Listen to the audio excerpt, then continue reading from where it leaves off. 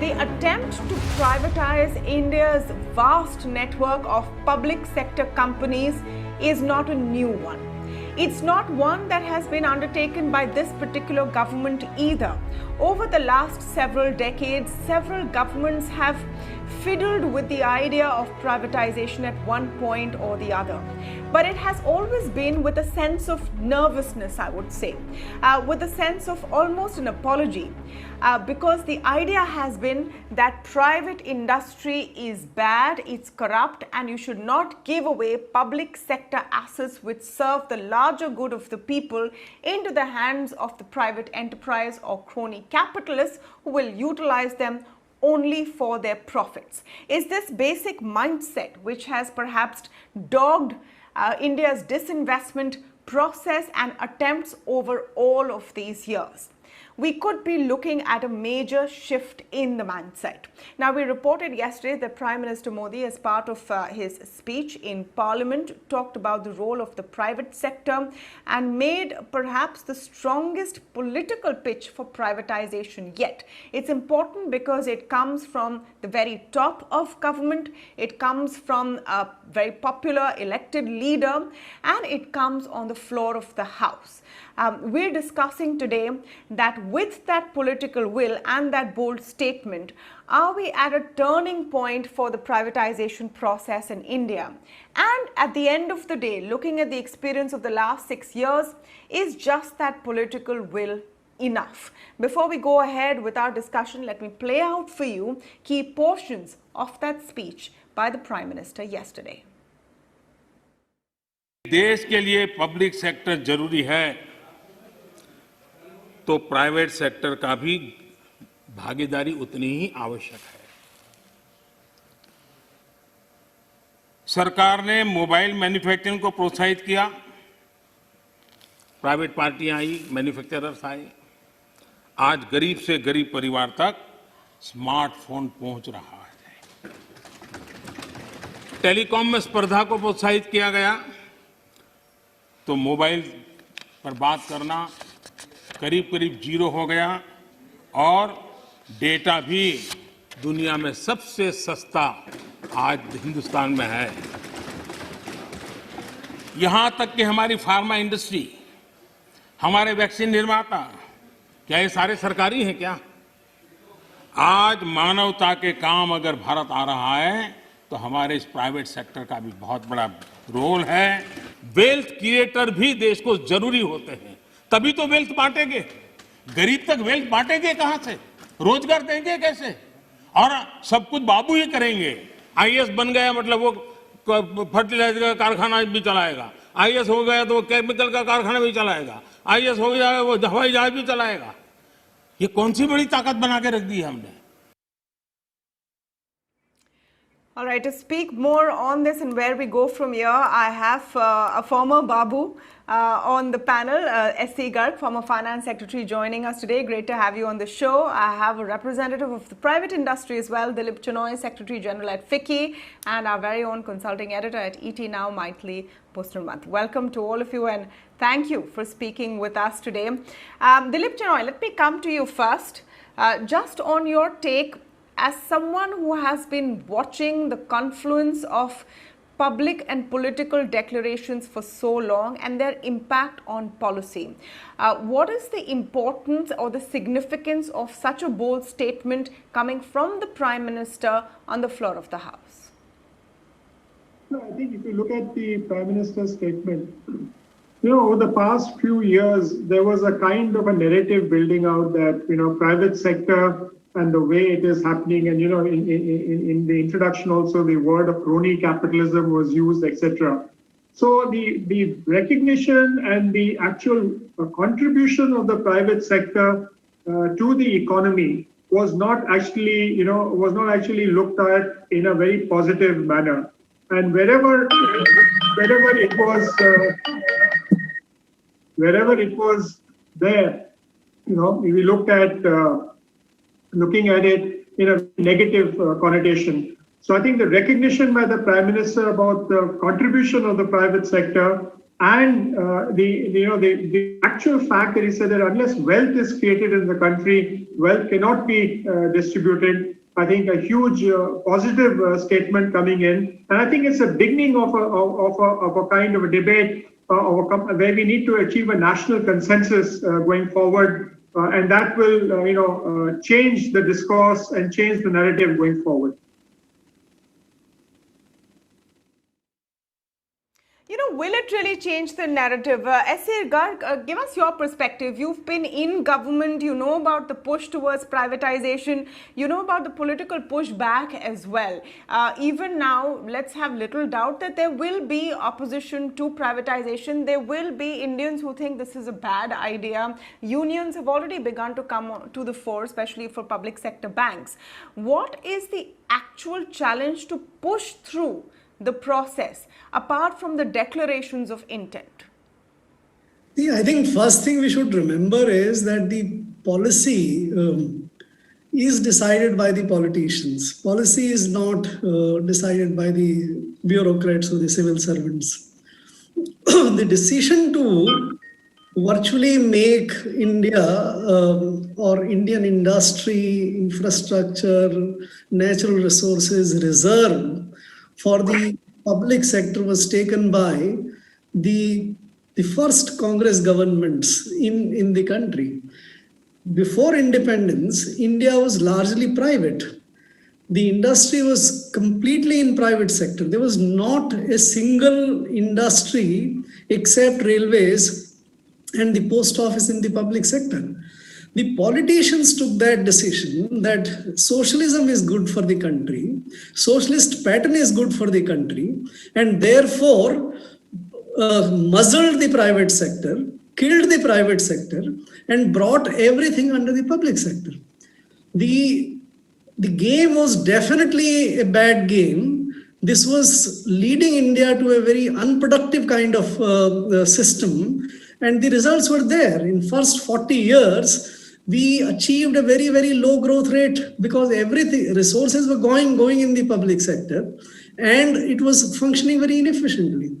This realization came in 91. Again, it was a political decision to change and allow the private sector to come and work along with the public sector. Whether it's in the airlines, whether it is in telecom, IT, elsewhere, the private sector was permitted in everything. Now, I think we are at a third inflection point where the Prime Minister is saying, and absolutely rightly, that the public sector does not work efficiently, and therefore, whatever public sector is doing inefficiently in the same field, airlines, telecom, and so on and so forth, we should pass it on to the private sector to do it. Production of private goods and services is private sector job. The civil servant's job is to execute that policy. The civil servants executed the policy to bring into the public sector. By the way, they don't run the public sector. I think this example that fertilizer factory, airlines, most of the public sector, 95% of the public sector is run by the professionals, whatever they be, not the IS officers. And I think I welcome the proof. I mean, I can cite from my own example that when we decided that the airports would be privatized, we could deliver in 4 months 6 airports to be privatized. And I am quite convinced that if this policy is decided and is adhered to by the politicians, the civil servants would deliver the policy of privatization and disinvestment. Let everyone do what it is his or her job, not blame that this group is coming in the way. I understand the sentiment. No, I understand the sentiment. I don't know if the messaging was that the civil servants and the bureaucracy is holding back privatization. Perhaps the messaging was more on sorts of, you will have to trust the private sector to run these businesses and these companies. A civil servant is not necessarily the right person to do everything, and that is another discussion for another day about how if the whole bureaucracy is then becomes generalist, doing a lot of other functions. Even today, 90% of let me go across to Mythili and take the discussion. 90% of the economy is private. It's not that the I'll come back to you. Yes. I'll come back to you for more of that. Mythili, I want to come back to the question, and I think this is important. Statement of intent versus execution. So since 1991, we have sort of opened our minds to privatization. We have, I would say, flirted with it on and off, and we're running details for our viewers also about the history of disinvestment in India. We had a whole slew of such attempts and such projects that were disinvested in the first NDA government under Atal Bihari Vajpayee, and then we saw what happened next. There were questions raised about valuations. There was questions raised about whether the exchequer got a fair deal. And do you think that that is one of the challenges? A fair valuation could be a subjective point of view. How do we ensure that such agreements of privatization don't turn around tomorrow and get questioned by perhaps successive governments? The second point of it is that some of these companies, these public sector companies, have very large debt which private sector may not be willing to take on. Well, I'm not so sure that they are, no takers for the public sector companies, because even those that are loss making have a huge amount of other assets, particularly in the land. So it's a little unfortunate that even 30 years after the 1991 reform program and privatization was first talked about, and mind you, we never talked about privatization. It was always a euphemism, disinvestment, because the word privatization was considered a bit too difficult for us to swallow given our socialist past. And though I agree with Mr. Garg that if once the politicians have taken the decision, I don't agree with him entirely that the bureaucrats have delivered, because the fact is the implementation is done by the civil servants, the bureaucracy. And I dare say that if not deliberately, the kind of red tapeism and the kind of procedures that the bureaucracy adopts, it makes it very difficult for the government to actually deliver, which is why we've seen that after the Vajpayee government, we really haven't seen that kind of privatization happen at all. So it is good this today that yesterday rather, the Prime Minister came out so clearly in defense of the private sector. And when he said, with IAS, jahaj udayega, the fact is that the chairman of Air India is an IAS officer. So we do have these sinecures, serving IAS officers, retired IAS officers, heading various public sector organizations. The fact is that we need, it's very important how, however cliches it sounds, that it's not the business of government to be in business. So though the Prime Minister has enunciated this, the Finance Minister has enunciated this, when it comes to actually walking the talk, we've seen that actually the privatization or disinvestment is far, far less than what the budgets had targeted. So I think that is what we need to see. What is it that is holding it back? If the political will is there, if the government is decided that they will, get out of all non-strategic sectors, and even in the strategic sector, they've come out with a very clear policy. What is preventing them from coming to the market? That is something that I just haven't understood. And this is implementation, so falls squarely in the terrain of the bureaucrats and the civil servants. So maybe Mr. Garg can tell us, why does it take so long to implement a political decision that the government seems to have already taken? Can I? Yes, Mr. Garg, Mythili has thrown that back to you. Yes. Yes, see, the policy decision in 1991 was to permit the private sector in all sectors of the economy. The civil servants implemented that policy very well. Today you have private sector in every sector of the economy. Count out anything, right? Except what is reserved still, let us say atomic energy and some part of the railways, which is reserved by the political decision making. So let us judge the civil servants for what was the policy decision. No government has taken so far, except a brief episode of the NDA 1, that the public sector would be privatized. This decision has not been taken. This decision is being taken now. And even here, I would suggest you look at the policy which has been announced. Mr. Garg, let me make the very question more carefully. specific. Mr. Garg, if I can come in. Mr. Garg, just give me a minute. If I can come in, because you made this point before, let me make it more specific. In the last 6 years of the Modi government, when there has been a clear intent to privatize / disinvest. From 2014, we've been hearing about maximum governance, minimum government. We've already had attempts to sell, for example, Air India, BPCL. A lot of companies are on the block. Where is it getting stuck? See, the Air India is literally a very poor asset. It's a liability. It is being attempted to be sold for last 2-3 years, right? There was some inhibition in the first part to sell it 100%, right? That is what withheld. The other privatization decision for BPCL, etc., came up only last year. For first 5 years, there was not a single. When HPCL was sold, it was decided to be sold to another public sector company. Like the REC was sold, it was sold to another public sector company, the PFC. And if you if you go through the transactions, the shareholders agreement, even there in both the cases, even that public sector was not given the management control. HPCL took about 1.5 years to agree that ONGC is its promoter. For PFC does not have even management control over REC even today, right? So I don't think it's correct to say that for last 5 years, except last 1 year, there has been a decision to privatize. This privatization decision is only about 1.5 years old, announced first time in the case of BPCL, SCI and all, and now for the banks. And I think let us see if this is the real outcome is the government wants. I think Tuhin Khan, Pandey and others will deliver this. Tamanna, I just want to come in here. Yeah. Actually, there has been a privatization.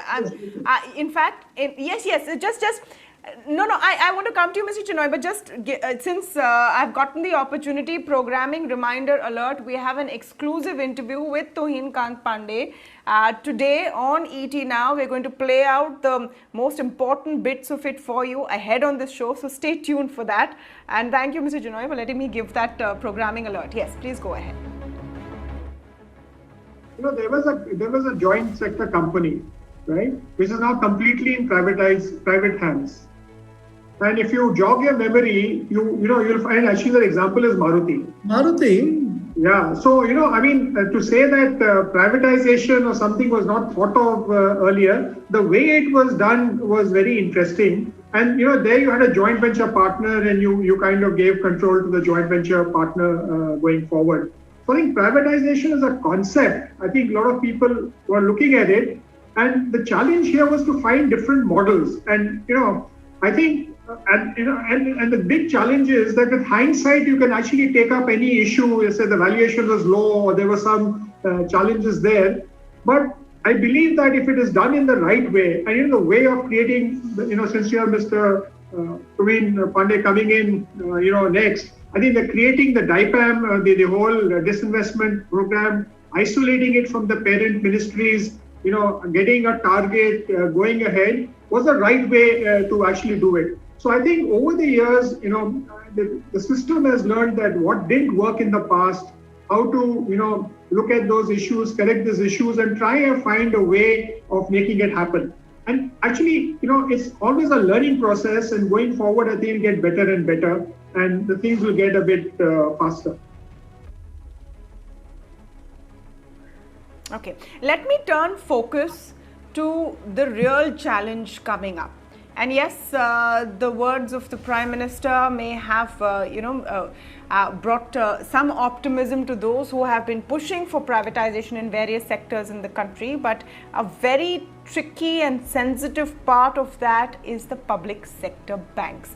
Mythili, let me come to you on that. So when this was announced in the budget, two public sector banks, apart from IDBI and one general insurance company, will be privatized, I think a set of collective gasps perhaps went out, because over 50 years after the nationalization of banks, there was talk of reversing this. Although the number of public sector banks have been reduced, they have been merged, etc., and all those wheels have been set in motion. What are the challenges you see in this particular attempt? Well, the government had talked about privatizing IDBI in its last budget. The whole of last year, we saw no movement on that. It also announced privatization, disinvestment, whatever you want to call it, of LIC. That also hasn't happened. So I'm not so sure that the two banks that they're talking about this year will also happen. And also, one must remember that the government uses these public sector banks to achieve a lot of its social objectives, whether it is a Jan Dhan Yojana, or whether it is, a post-demonetization, ensuring that banking facilities remained open. If you look at the private sector banks, look at their presence in the rural areas, it's virtually non-existent as compared to the public sector. So the government has been using public sector banks to deliver a lot of its social goals, which frankly it should not be doing. So till such time as the government is not willing to let go of these banks, I really do not know what it means by privatization, because we've seen the nearest experiment to that in the case of the UTI Bank, which subsequently went on to become Axis Bank. That perhaps was the best model to go, to follow. But whether the government will finally do it, I have my doubts, because as I said, the last year the record has been so poor. As against the 2.1 lakh crore, we've done barely 20,000 crores, and the revised estimates show 32,000 crores. So when you have these huge targets and you have not been able to progress in relatively easier privatizations or disinvestments, I'm not so sure that the government will find ready buyers for these banks, and whether the government will actually disinvest in these banks, because today it is using these banks. They're basically handmaidens of the government to do whatever the government wants to do, which it should be doing outside of these banks and allowing them to run as commercial entities. If you gave them that arm's length distance from the finance ministry, and here again Mr. Garg will be able to certainly supplement with a lot of insights into why the government wants to keep this tight rein on public sector banks. They're virtually handmaidens of the finance ministry. So is the government really willing to let that go? And if I may just add to that, Mythili, look at it in the context of the year gone by. So even for the privatization or the disinvestment target, maybe we could give grace marks because it was the year of the COVID-19. But in the broader context of greater privatization for railways, for Air India, for example, or for public sector banks, COVID-19 and the year 2020 maybe was a lesson that you need these vehicles to reach out and generate aid. These were the vehicles that were utilized when you needed to bring people back who were stranded, Indians who were stranded. Air India was first pressed into service. Let me just take S.C. Garg's response on that. The flip side to the argument, how much is good enough, and does the government need to maybe keep control in certain sectors at least? Some people argue that things like health and education should not be fully privatized, because then you have low quality, expensive options sometimes, and maybe that's not the best model. So the argument is not as simple as it seems, is it? See, I think we should have a complete clarity on what the role of the government is. The role of the government is to do public goods and service. Right. The production of private goods and services is not the role of the government. Most of the public sector is in the private goods and services production and distribution. You can get your people lifted out of Libya or elsewhere, or by hiring out the capacity in the private sector. Much of the country has been kept going by the working from home services delivered by the private sector. There is nothing inherently good or necessary for the public sector to remain for delivering the services. What Mythili was speaking about, some of the essential delivery in financial services, some program and all, can always be delivered through the private sector banks as well. So I don't think there is anything inherently necessary for the public sector producing private goods to remain in the public sector. What you spoke about, the health, education, other things, these are classical sort of merit goods and public goods, which the government must be delivering. These are not private goods. So I think if we keep this clear in our mind, we will have a clear decision that there is no need for the MTNLs and the BSNLs of the world to exist in the public sector, and Air India to exist in the public sector. It does not. Allow it to be sold off, whatever it is worth. These questions of valuations and others, because the particular mindset we have, will always raise. But if you craft the transaction better, and I come back to give you the same example of 6 airports privatization, this invited no criticism about valuations, etc. But look at, after that 6 transactions were done successfully, but next 2 years it has not happened. The next 6 have not happened. There is something problematic about the execution capacity. Believe me, the basic mindset of the government at the highest level, at the policy level, is still public sector oriented. Most of the ministers believe that the public sector entity should remain under their control. If you allow it to be, it's not civil servants which are coming in the way, right? So I think if there is a clarity of decision at the highest level, and this is what is meant, you will see that the privatization takes place in the country. I think you've possibly hit the nail on the head, Mr. Garg. And as a former top bureaucrat, perhaps that affords you that wide-eyed lens into what is happening. Mr. Chenoy, you want to come in on this? What is really impeding the process? Because the statements are very heart-lifting and all of that. But where do we get stuck on execution? Is there inherently in government and in all governments the requirement to hold on to these very valuable assets? It bestows upon them the power for several things, including large amounts of employment. Now imagine you go to a private sector company and you say you buy this public sector enterprise, but you're not allowed to trim the staff. You have to keep everyone, or you have to continue doing X, Y, Z at a lower cost that the government used to deliver through these entities. And then perhaps you'll have people back off. Is that also crux of the problem? Well, I think Tamanna, the issue, like Mr. Garg said, rightly also, the challenge is that you're making a transition from a public enterprise where the employees, where everybody, has got a sense of comfort, and, you actually, have a certain environment that you're working with. And then you're transiting to a different environment, and therefore, the whole thing to assuage the employees and, to take it in that direction is to actually put in a set of conditions that make it conducive for this transfer to happen. Now, in many cases, those conditions are not really, seen as favorable by the prospective buyer. And, the whole thing happens, okay, you make an attempt. If it doesn't work, then you look at a different set of factors. And then it may not work. Then you come with a third set of factors, and then eventually it may work. But if you start with the third set first, right, then you might actually end up with a whole lot of other complications and a whole lot of other difficulties and a lot of other kind of debates in there, which may actually impede the whole process. So I think, like Mr. Garg keeps referring to the airports, right? And there, the number of people actually working in the airports and, all along that it was done prior to privatization. Whether it was the trolley operators, although that story doesn't actually come out in a sense. So you have to manage this process that actually is okay for the employers. It is seen as fair and justifiable by all the people who are viewing it with different sets of lenses. And that's the real challenge which is here. And over the years, we have actually, getting closer and closer to the ideal thing. And now with most probably in your interview with Mr. Pandey, you will see that now I think that they have a fairly good sense of confidence that the processes and systems they are developing now will be actually painless for all the stakeholders involved and would lead to better results. Yeah.